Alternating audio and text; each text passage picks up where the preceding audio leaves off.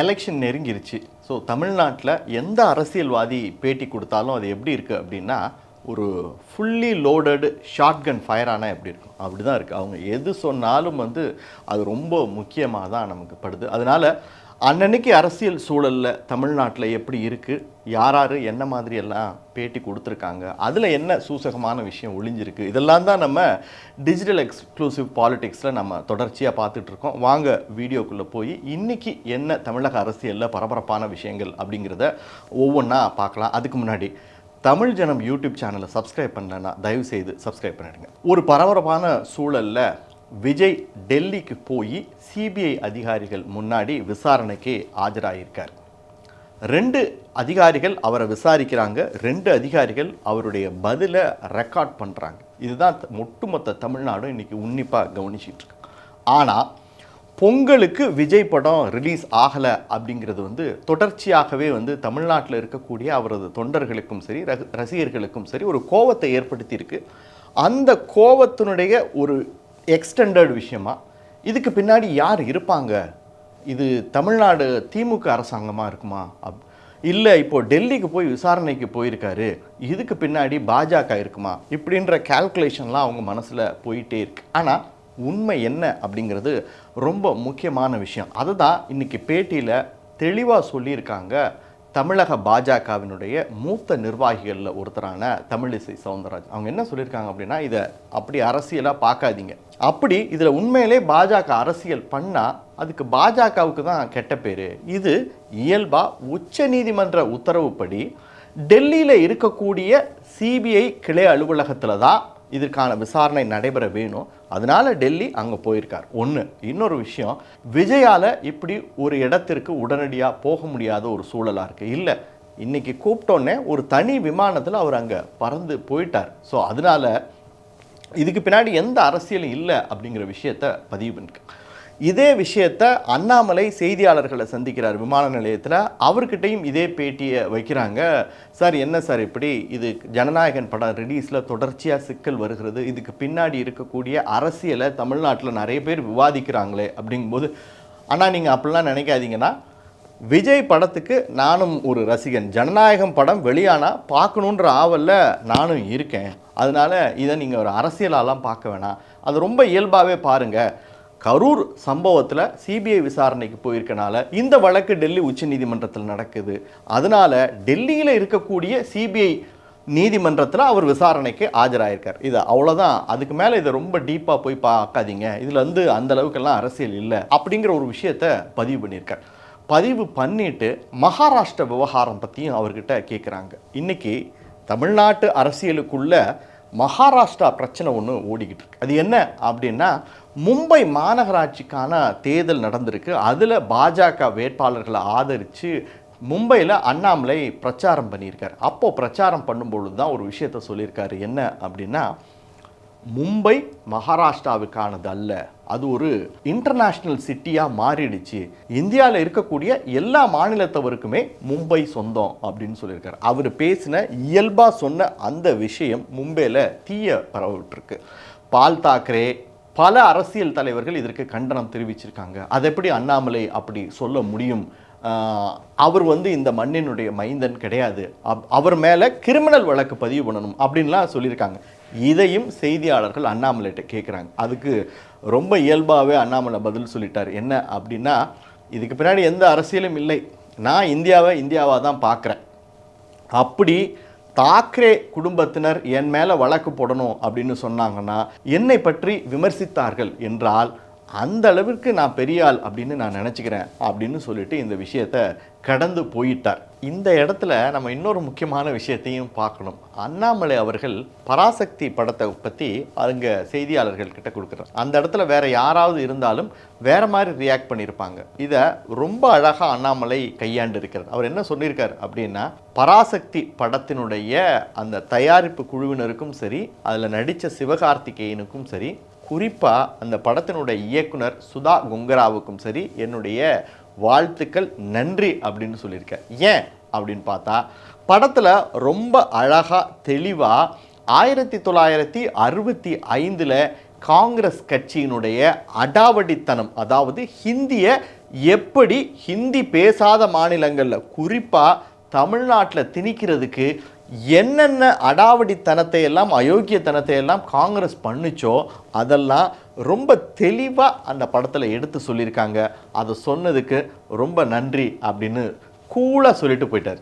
இப்போது தமிழ்நாட்டில் நடக்கக்கூடிய இன்னொரு ரொம்ப பரபரப்பான அரசியல் சூழல் என்ன, ஒரு $1 பில்லியன் கொஷின் எது அப்படின்னா, காங்கிரஸ் தாவேக பக்கமா அல்லது திமுக பக்கமா அப்படிங்கிறது. ஏன்னா 2 பக்கமும் மாறி மாறி மதில் மேல் பூனை அப்படிங்கிற மாதிரி இன்னமும் அதிகாரப்பூர்வமாக திமுக கூட்டணியிலேருந்து வெளியே வர்றோன்னு அவங்க அறிவிக்கலை.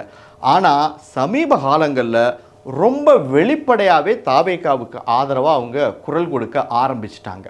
சரி, இப்போ தாவேகாவுக்கு ஆதரவாக ஜனநாயகன் படத்தில் குரல் கொடுத்தாங்க. அதுக்கு பின்னாடி நம்ம ரொம்ப டீப்பாக பார்க்கணுமா? இது ஒரு இயல்பான விஷயம் தானே. ஜனநாயகம் ரிலீஸ் ஆகுதில் சிக்கல் இருக்குன்னு காங்கிரஸ் கொடுக்கறதுல அப்படி என்ன அரசியல் இருந்துட முடியும் அப்படின்னா, அதற்கான நேரத்தை நம்ம கவனிக்கணும். இதுதான் தேர்தலுக்கான நேரம். இந்த சமயத்தில் தான் காங்கிரஸ் ஆட்சியில் பங்கு வேணும், அதிகாரத்தில் பங்கு வேணும்னு திமுக கிட்ட கோரிக்கை வைக்கிறாங்க. அப்படி கோரிக்கை வைக்கக்கூடிய சமயத்தில் தான் ஜனநாயகனுக்கு குரல் கொடுக்குறாங்க. அப்போ ரொம்ப தெளிவாக வந்துருச்சு.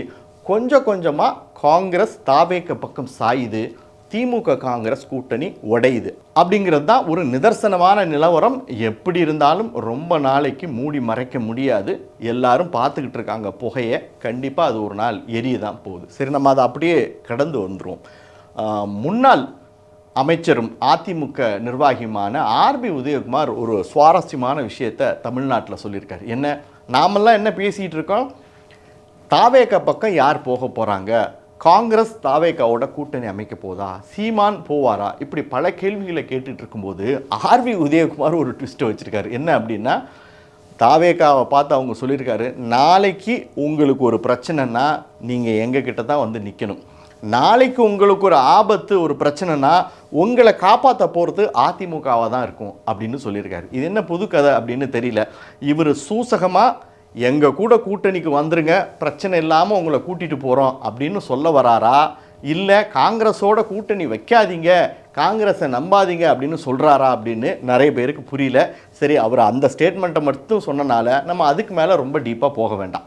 இப்படி இந்த காங்கிரஸினுடைய நிலைப்பாடு திமுக பக்கமா தாவேக பக்கமா அப்படின்னு இருந்துகிட்டு இருக்கும்போது, நம்ம ஏற்கனவே ஒரு வீடியோலையும் சொல்லியிருக்கோம், இவங்களை திமுக எப்படி ஹேண்டில் பண்ணுறாங்க அப்படிங்கிறது ரொம்ப முக்கியமான விஷயம். இல்லை போயிடாதீங்க அப்படின்னு ஹேண்டில் பண்ணுறாங்களா, போனால் போய்க்கங்க அப்படின்னு ஹேண்டில் பண்ணுறாங்களா அப்படிங்கிறது தான் ரொம்ப முக்கியம். அதுக்கேற்ற மாதிரி இன்றைக்கி அமைச்சர் பெரியசாமி ஒரு விஷயம் சொல்லியிருக்கார். என்ன அப்படின்னா, ஆட்சியிலலாம் எந்த காலத்திலையும் காங்கிரஸிற்கு திமுக பங்கு கொடுக்கவே கொடுக்காது, அது எங்களோட அஜெண்டாவிலே இல்லை, அவங்க வேணால் என்ன வேணால் பேசிக்கிட்டோம்.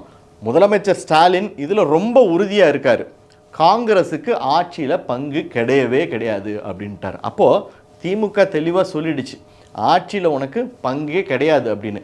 இப்போ முடிவு எடுக்க வேண்டியது என்னவோ காங்கிரஸ் தாங்க. இதுக்கு நடுவில் பாஜக எம்எல்ஏ வானதி சீனிவாசன் அவங்க ஒரு முக்கியமான விஷயத்த சொல்லியிருக்காங்க. என்ன அப்படின்னா, மோடி தமிழ்நாட்டு எலெக்ஷனில் அனல் பறக்கக்கூடிய பிரச்சாரங்களில் பல இடங்களில் பண்ண போகிறாரு. வரும் நாட்களில் தமிழ்நாடு முழுவதும் பல நகரங்களில் மோடி சுற்றுப்பயணம் செய்ய போகிறாரு அப்படின்னு சொல்லியிருக்காரு. ஸோ இதை வச்சு நம்ம என்ன பார்க்க வேண்டியது இருக்குது அப்படின்னா, அமித்ஷாவினுடைய ஸ்கெட்சுக்கு பின்னாடி அதிமுக பாஜக கூட்டணி உருவாயிடுச்சு. ஸோ இதை சாதாரணமாக எடுத்துக்க போகிறதில்ல, முட்டி மோதி பார்த்து விட வேண்டியதுதான். இந்த வாட்டி பாஜக அதிமுக கூட்டணிக்கு ஒரு கணிசமான இடங்களில் வெற்றியை பெற்று தர வேண்டும் அப்படிங்கிறதுல இந்த சைடு கட்சியினுடைய தலைவர் நயினாராக இருக்கட்டும், இந்த சைடு அண்ணாமலையாக இருக்கட்டும், இந்த சைடு கட்சியினுடைய தேசிய தலைவர்களாக இருக்கட்டும், எல்லாருமே ஒவ்வொரு வியூகத்தை வகுத்துக்கிட்டு அதை செயல்படுத்துறதுல மும்முரமாக இருக்காங்க. அதனுடைய ஒரு வெளிப்பாடு தான் பிரதமர் மோடி தமிழ்நாடு முழுவதும் பல நகரங்களில் சுற்றுப்பயணம் மேற்கொள்ள போகிறார் அப்படிங்கிற விஷயம். அதைத்தான் வானதி சொல்லியிருக்காங்க. இதை தவிர இன்னொரு முக்கியமான விஷயத்தையும் அவங்க சொல்லியிருக்காங்க. என்ன அப்படின்னா, எலெக்ஷன் டயத்தில் அவங்க சொன்ன இந்த விஷயம் ரொம்ப முக்கியமானது. என்ன அப்படின்னா, திருப்பரங்குன்றம் விவகாரத்தில் இந்து மக்களை திமுக கையாண்ட விதம் திருப்பரங்குன்றத்துக்கு மட்டும் சொந்தமானதில்லை, அது ஒரு ப்ராடர் இஷ்யூ. இது தமிழ்நாட்டில் இருக்கக்கூடிய ஒட்டுமொத்த இந்துக்களுடைய நம்பிக்கை, ஒட்டுமொத்த இந்துக்களுடைய எதிர்பார்ப்பை திமுக செதைச்சிடுச்சு. ஓடி ஓடி போய் சிறுபான்மை மக்களுக்கு உதவி செய்யக்கூடிய திமுக இன்னைக்கு இந்துக்களுக்கு ஏதாவது ஒரு விஷயம்னா நாங்கள் உங்கள் பக்கம் நிற்க மாட்டோம் அப்படிங்கிறத ரொம்ப தெளிவாக காமிச்சிட்டாங்க. இதை தமிழ்நாட்டு மக்கள் புரிஞ்சுக்கணும் அப்படிங்கிற விஷயத்த சொல்லியிருக்காங்க. இதுதான் நேற்றும் இன்னைக்கும் தமிழ்நாட்டு அரசியலில் நடந்த பரபரப்பான விஷயங்கள். தொடர்ந்து இந்த டிஜிட்டல் எக்ஸ்க்ளூசிவ் நிகழ்ச்சியில் தேர்தல் தொடர்பான பல பரபரப்பான விஷயங்களை நம்ம வெவ்வேறு கோணங்களில் பார்க்கலாம். நன்றி. இந்த பண்டிகை நாட்களை முன்னிட்டு வில்லா மனைகளை முன்பதிவு செய்து ஸ்டாம்ப் டியூட்டியில் 50% வரை தள்ளுபடி பெறுங்கள். Premium villa plots across Tamil Nadu from 4.5 lakhs to 3 crores. One layer G Square. For details call 8939750009.